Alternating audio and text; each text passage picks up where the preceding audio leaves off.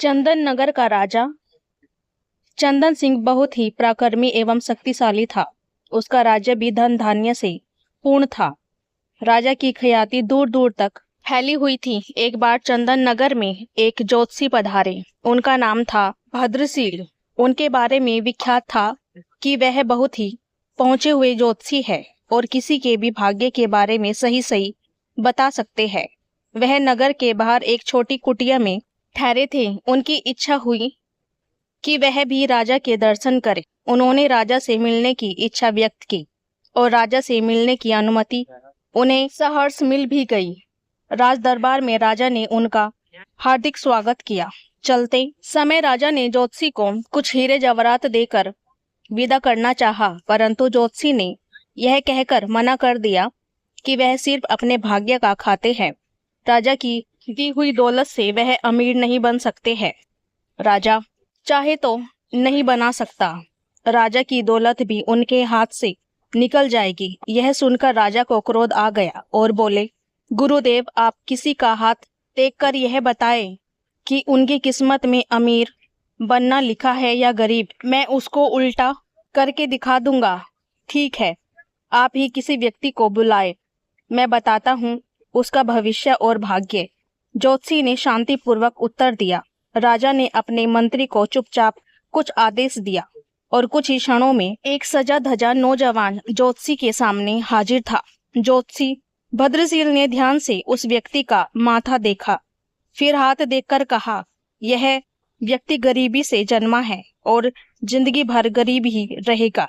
इसे खेतों और पेड़ों के बीच कुटिया में रहने की आदत है और वही रहेगा। राजा चंदन सिंह ये सुनकर हैरत में पड़ गए और बोला, आप ठीक कहते हैं। यह सजा धजा नौजवान महल के राजसी वस्त्र पहनकर आया है, परंतु वास्तव में यह महल के बागों की देखभाल करने वाला गरीब माली है। परंतु गुरुदेव, 1 वर्ष के भीतर मैं इसे अमीर बना दूंगा। यह जिंदगी भर गरीब नहीं रह सकता। राजा का घमंड देखकर ज्योतिषी ने कहा, ठीक है, आप स्वयं आजमा लीजिए, मुझे आज्ञा दीजिए। और ज्योतिषी भद्रशील चंदन नगर से चले गए। राजा ने अगले दिन माली दयाल को बुलाया, एक पत्र दिया और साथ में यात्रा करने के लिए कुछ धन दिया। फिर उससे कहा, यहाँ से 100 कोस दूर बालीपुर में मेरे परम मित्र भानु प्रताप रहते हैं, वहां जाओ और यह पत्र उन्हें दे आओ।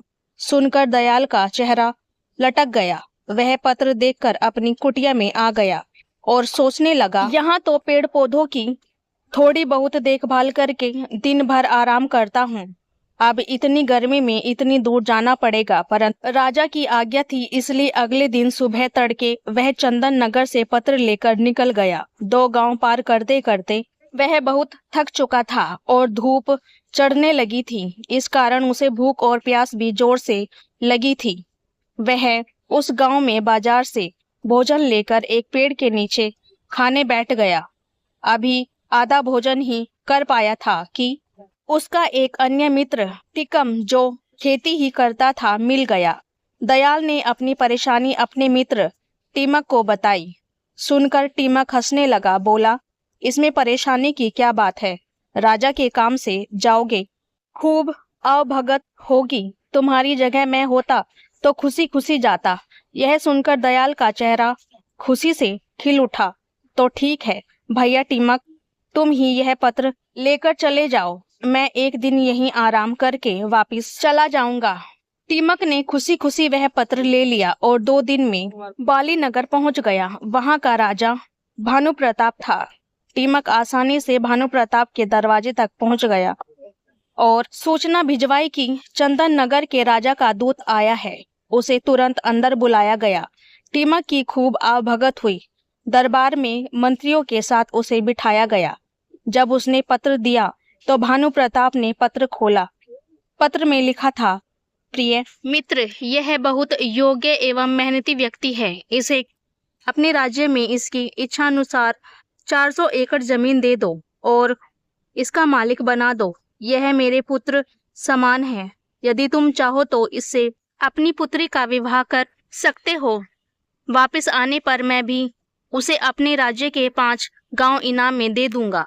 राजा भानु प्रताप को लगा कि यह सचमुच में योग्य व्यक्ति है।